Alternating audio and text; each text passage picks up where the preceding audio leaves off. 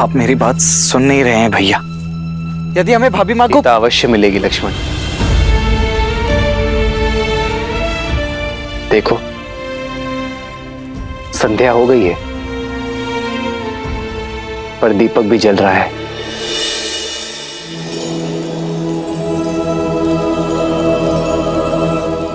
ऐसे ही अपने मन में इस आस रूपी दीपक को सदा प्रज्वलित रहना चाहिए।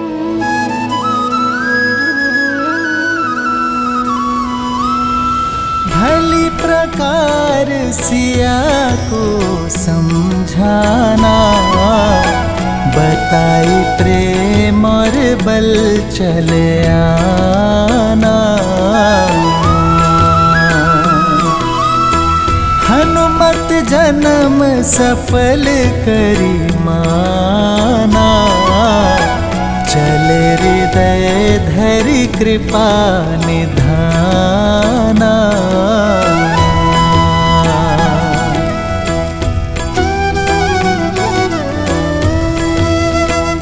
हमें अलग अलग टुकड़ियों में बंट जाना चाहिए। एक कार्य करते हैं, आप उस दिशा में देखिए और एक टुकड़ी उस ओर।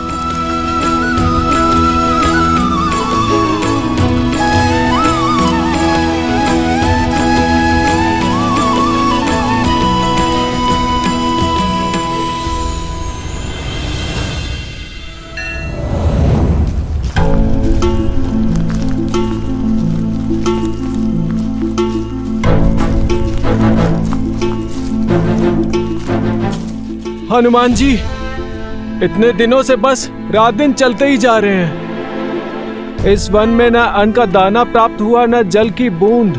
ऐसे में तो अपना उद्देश्य पूर्ण करने से पहले ही अपना देह त्याग देंगे। उचित कहा भ्राता।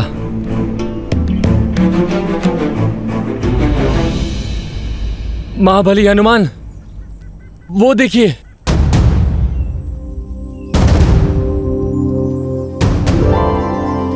इस सूखे प्रदेश में फलदार वृक्ष।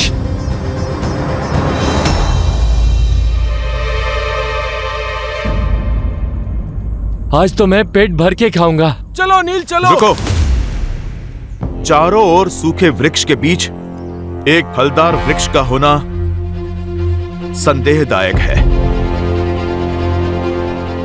हमें सावधान रहना चाहिए। हनुमान जी, आप व्यर्थ में ही चिंता कर रहे हैं। प्रभु की भेंट है, ग्रहण करने दीजिए।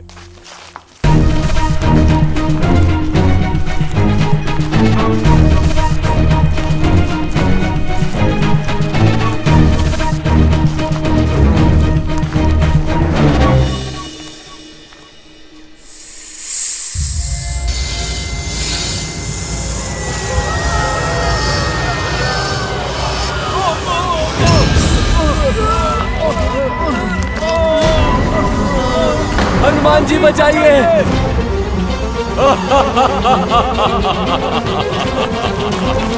हनुमान जी बचाइए। हनुमान जी बचाइए।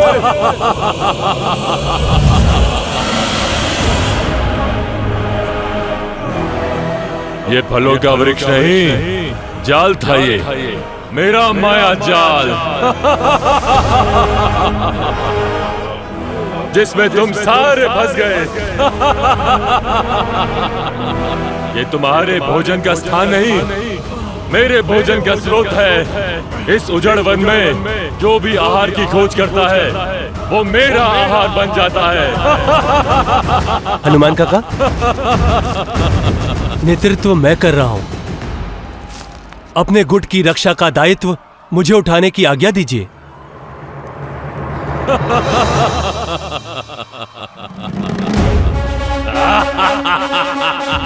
जय श्री राम।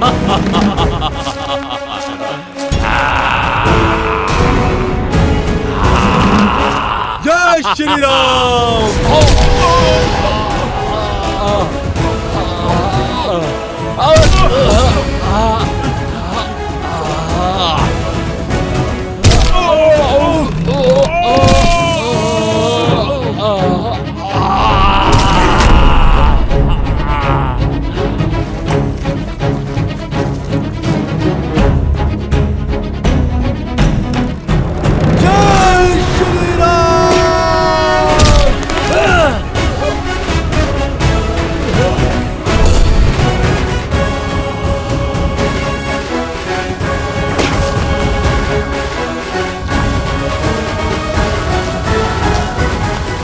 हम सबको आप पर गर्व है युवराज अंगद। अति उत्तम अंगद, आज तो तुमने सिद्ध कर दिया कि किष्किंधा का भविष्य योग्य हाथों में है। सब आप ही से सीखा है हनुमान काका।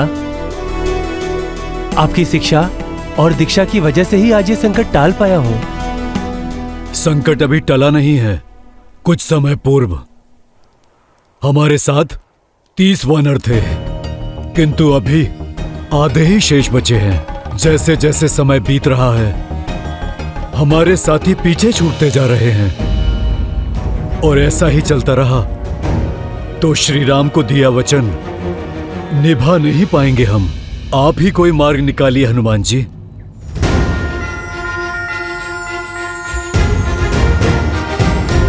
जय श्री राम।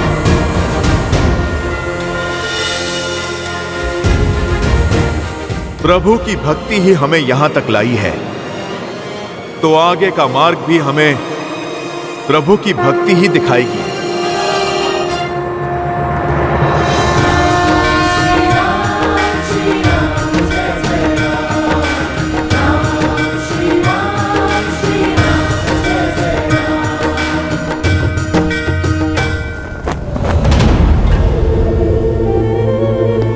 लंकेश, मैं विचलित हूं मंदोदरी। किसी भी प्रकार के ज्ञान या प्रवचन को सुनने को सज नहीं। विभीषण ने आपसे मुख मोड़ लिया है। जानते हैं क्यों? क्योंकि आपकी अतिथि सीता ने उनका हृदय परिवर्तित किया है, उन्हें धर्म का मार्ग दिखाया है। यदि आप अब भी ना संभले तो एक दिन संपूर्ण लंका आपसे विमुख हो जाएगी। अभी भी समय है, सीता लौटा दीजिए, अन्यथा कोई ऐसा अनर्थ हो जाएगा और आप कुछ नहीं कर पाएंगे।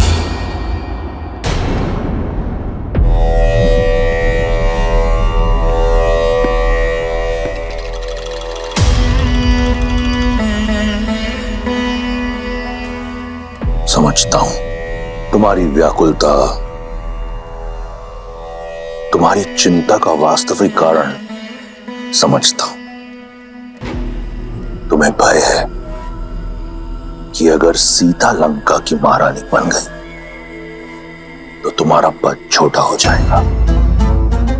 लंकेश के साथ सीता का नाम लिया जाएगा, इसका भय है ना तुम्हें? शीघ्र ही तुम्हारा यह बुरा स्वप्न सत्य बनने वाला है। सीता लंका की महारानी बनेगी और तुम कुछ नहीं कर पाओगी। परंतु ये कोशिश अवश्य करना कि ये जो तुम्हारे भीतर चल रहा है, ये द्वंद, इसे विष बनकर अपने नेत्रों या बोली में बाहर मत उगलना। पिताश्री,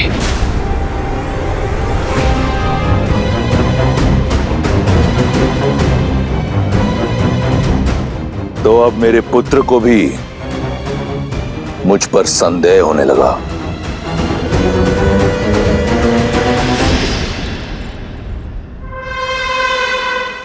संदेह नहीं, दुख हुआ है मुझे कि आपने चाचा श्री को महल से निष्कासित कर दिया, जबकि उन्हें तो लंका से ही निष्कासित कर देना चाहिए था। हाँ पिताश्री, मैंने इस विषय पर बहुत विचार किया। हिम भी अपने ही जल में पिघल जाता है। ऐसे लंका के भेदी ही घर परिवार के टूटने का कारण बनते हैं। मैं जानता हूं कि वो मेरे चाचा श्री हैं, आपके अनुज हैं। इसीलिए आपको उन पर प्रहार करने से रोका मैंने। किंतु अब वो उस स्त्री का समर्थन कर रहे हैं जो आपके विरुद्ध है, और ये मुझे कदापि स्वीकार नहीं। एक सपेरा भी अपने सर को बंद करके रखता है पिताश्री, अपने गले में पहनकर नहीं। चाचा श्री संकट बन सकते हैं। प्रसन्नता हुई ये जानकर कि कोई तो है लंका में जिसे आज भी मेरी चिंता है। मैं उस महादेव का भक्त हूं जिसके गले में सबसे बड़ा विषधर है, विभीषण।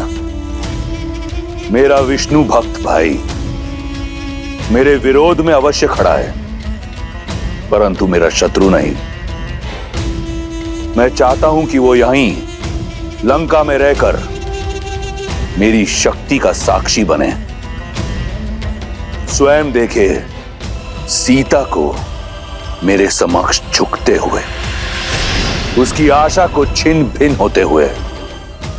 उसके उपरांत लंका में उठ रहे हर विरोध पर विराम लग जाएगा।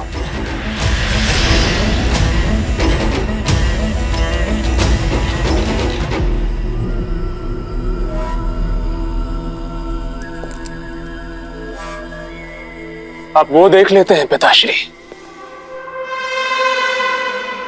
जहां तक मेरी दृष्टि और दृष्टिकोण नहीं पहुंच पाते।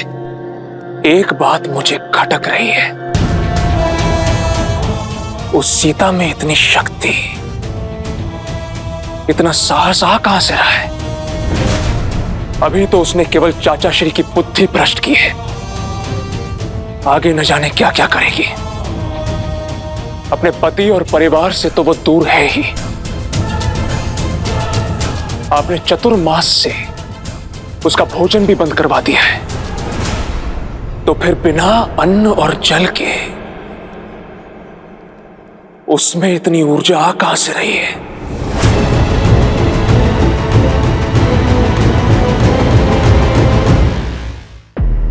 पिताश्री, अशोक वाटिका में अवश्य ही कुछ ऐसा हो रहा है जो हमारी दृष्टि से दूर है।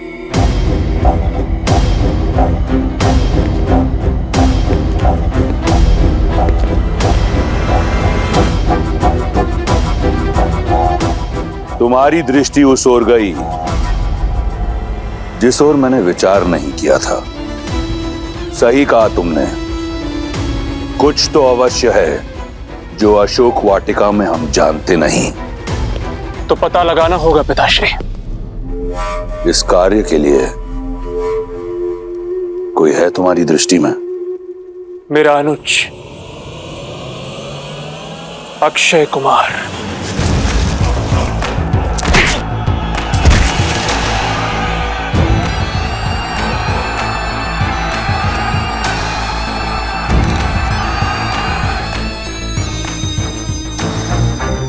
क्यों ना ये कार्य उसे सौंपा जाए? सही कहा तुमने, इस कार्य के लिए मेरा प्रिय अक्षय कुमार उचित रहेगा।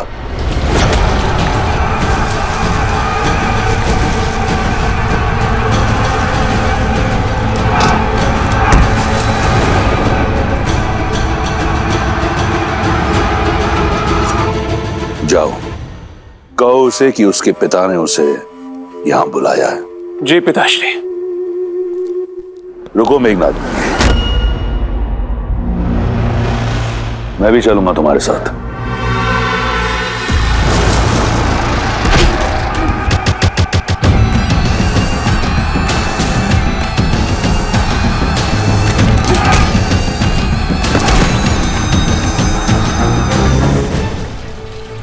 दांव लगाया जाए, कौन जीतेगा दल प्रमुख? दो भाइयों के बीच में युद्ध है, जीत में भी हार ही होगी। यही तो सबसे बड़ा आनंद है। मेरा मत है ये लंबा वाला योद्धा जीतेगा। इसका गठीला शरीर, लंबाई इसकी सहायता करेंगे।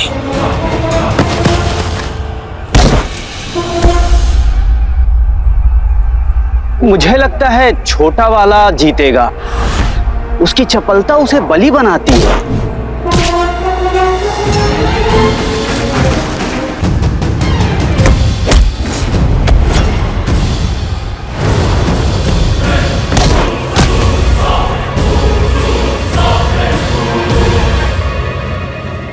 अद्भुत।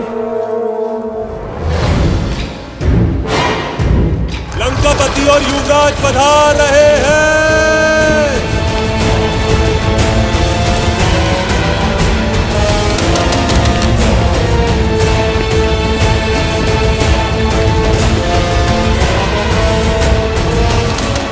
क्षमा कीजिए पिताश्री, फिर आप ही बताइए ना, और क्या करता मैंने बोला था उसे मार दे अपने भाई को, और नहीं माना वो। मैंने उचित किया ना पिताश्री? भ्राता, न्याय अब भी अधूरा है। लंका में पराजित होने वाले के लिए कोई स्थान नहीं है।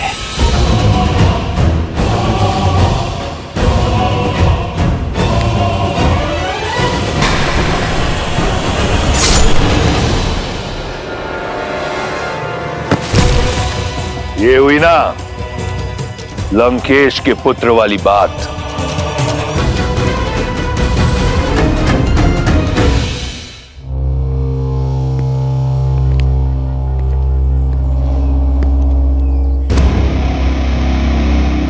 अक्षय, यदि तुम ऐसे ही अपने मनोरंजन के लिए हमारे सैनिकों की आहुति देते रहे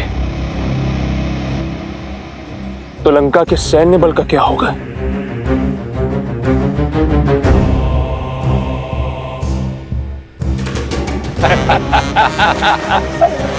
अक्षय, मेरे अनुज, आपके और मेरे होते हुए किसी और की आवश्यकता ही क्या है भैया?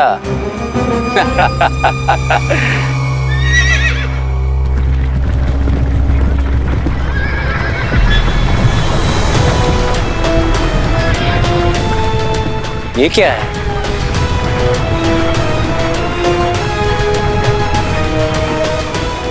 कितना सुंदर! ऐसा दिव्य रथ किसका है भैया? तुम्हारा, पिताश्री की ओर से।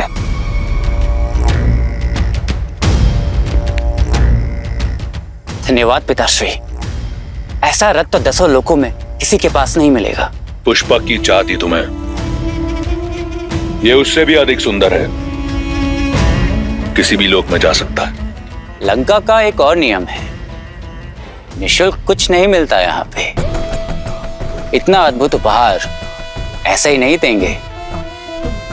बताइए महाराज, क्या आदेश है?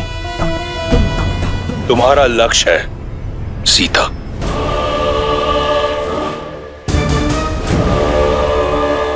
कहने की आवश्यकता नहीं है पिताश्री, जानता हूं आप क्या कहना चाहते हैं। पता लगाओ, बिना किसी आहार के सीता इतनी स्थिर कैसे है?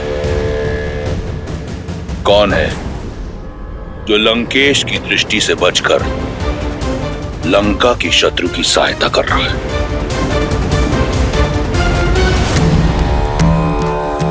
लो सीता, भोजन ग्रहण कर लो।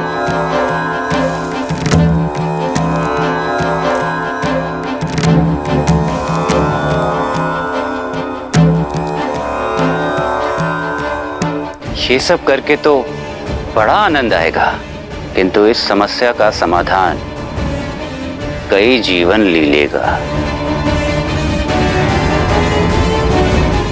चिंता मत कीजिए पिताश्री, आपकी सीता को कुछ नहीं होगा।